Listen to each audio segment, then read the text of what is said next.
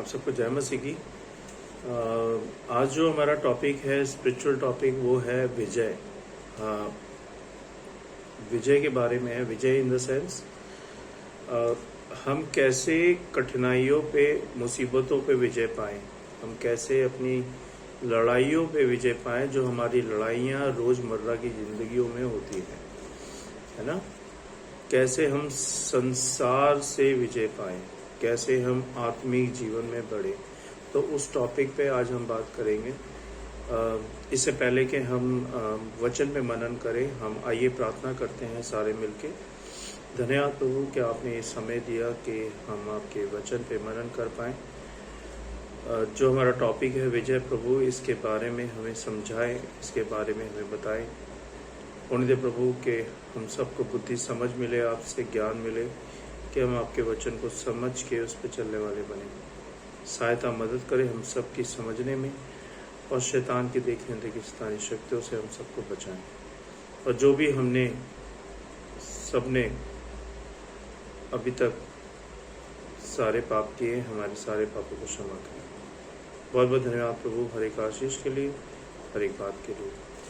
धन्यवाद के साथ विधि प्रार्थना प्रभु यीशु मसीह के नाम से, आमीन। तो आज का जो टॉपिक है वो है विजय। मैं पहला वचन पढ़ूंगा।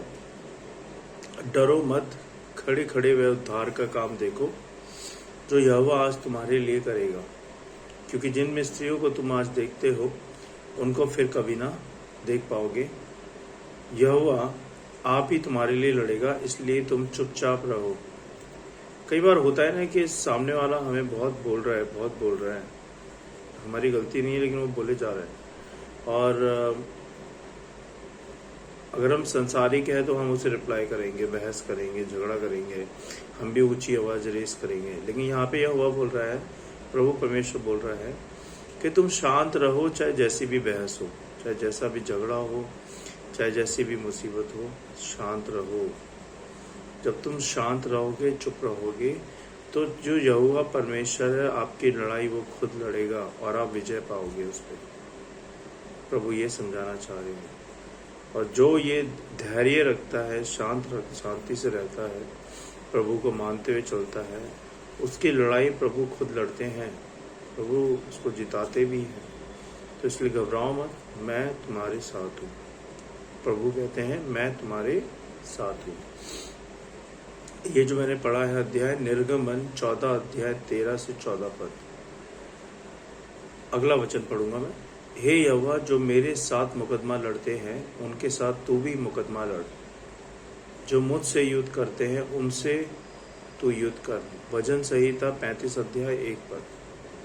यहोवा के लिए नया गीत गाओ, क्योंकि उसने आश्चर्य कर्म किए हैं। उसके दाहिने हाथ और पवित्र भुजा ने उसके लिए उद्धार किया है। भजन संहिता 18 अध्याय 1 पद। क्यों ना हम यहोवा के लिए गीत गाएं, क्योंकि उसके आश्चर्य कर्म बहुत है। उसने सबकी जिंदगियों में आश्चर्य कर्म किए हैं, है ना। अगर हम बाइबल में पढ़ें तो उसने पहला आश्चर्य कर्म किया था जब शादी में उसने दाखरस पिलाया था, है ना, सबको खत्म होने के बावजूद। फिर दूसरा आश्चर्य कर्म किया था कि उसने 5 मछली 2 रोटी से 5000 लोगों को खाना खिला दिया था, है ना। और उसके अलावा हमारी जिंदगियों में प्रभु ने इतने आश्चर्य कर्म किए। अगर हम देखें, जांचें अपने आप को, तो हमारा जीवन प्रभु में आने से पहले कैसा था और अब कैसा है। अगर हम कंपेयर करें दोनों जीवनों को, तो आपको दोनों में डिफरेंस समझ में आ जाएगा कि पहले कहाँ थे और अब कहाँ हो और अब क्या है ना। तो ये प्रभु का मिरेकल है, आश्चर्य कर्म है कि आज हम जिंदा हैं, सांसें ले रहे हैं। 3 बार कोविड आया, तीनों बार कोविड में इतने लोग मरे हैं, इतने बच्चे मरे हैं, इतने लेडीज मरे हैं, इतनी फैमिलियां उजड़ गई हैं। लेकिन प्रभु का अनुग्रह है, आशीर्वाद है कि हम सब अगर आज जिंदा हैं तो ये प्रभु के अनुग्रह से है, प्रभु के आशीर्वाद से। तो अगर आप प्रभु में बने रहोगे तो आपका कोई भी शैतान, कोई भी बंदा बाल भी बांका आपका नहीं कर सकता। कोई भी बीमारी, कोई भी दुख आपका बाल बांका नहीं कर सकता।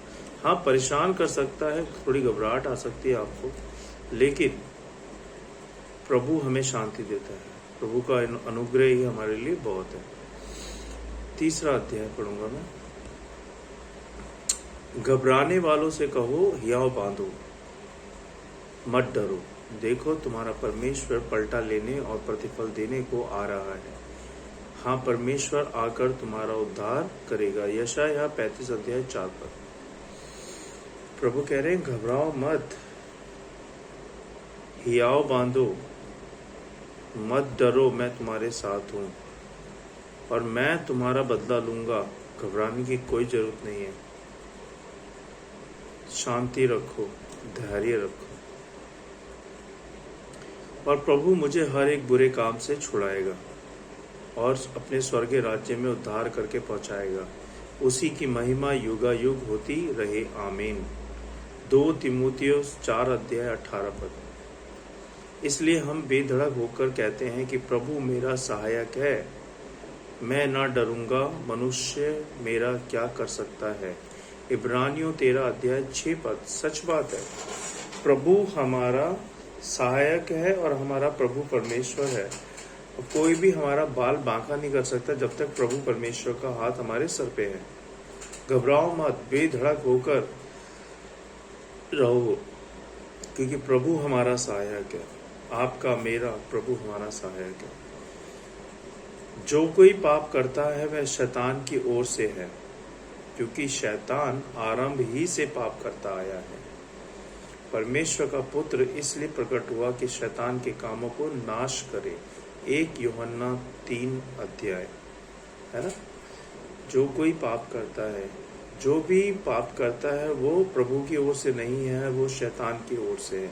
तो अगर आपके जीवन में कोई पाप है या आप कर रहे हैं तो प्रार्थना करें और उस पाप से बचें और हटें, जिससे कि आप प्रभु के बच्चे कहलाए, ना कि शैतान के, है ना। तो ये ध्यान रखें, अपने आप को जांचें, परखें और प्रभु में बढ़ते जाएं। आखिरी वचन पढ़ूंगा। और वे मेरमे के लोहू के कारण और अपनी गवाही के वचन के कारण उस पर जयवंत हुए और उन्होंने अपने प्राणों को प्रिय न जाना, यहाँ तक कि मृत्यु भी सह ली। प्रकाशित वाक्य 12 अध्याय 11 पद, है ना। प्रभु यीशु मसीह ने हम सब के पापों के लिए क्रूसिफाइड हुए, मारे गए, गाड़े गए और तीसरे दिन जीवित हो गए। हमारा प्रभु अनुग्रहकारी पिता है, जीवित पिता है।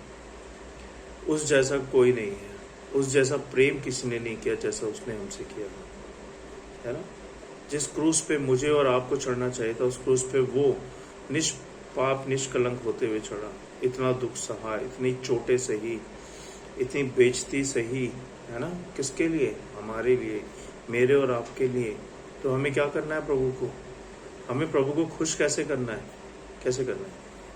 हमें खुश करना है उनको, उन पे विश्वास करके, उनकी बातों को मान के, उनकी आज्ञाओं पे चल के, उनके वचन को पढ़ के, उनके वचन के अनुसार जीवन बिता के, है ना।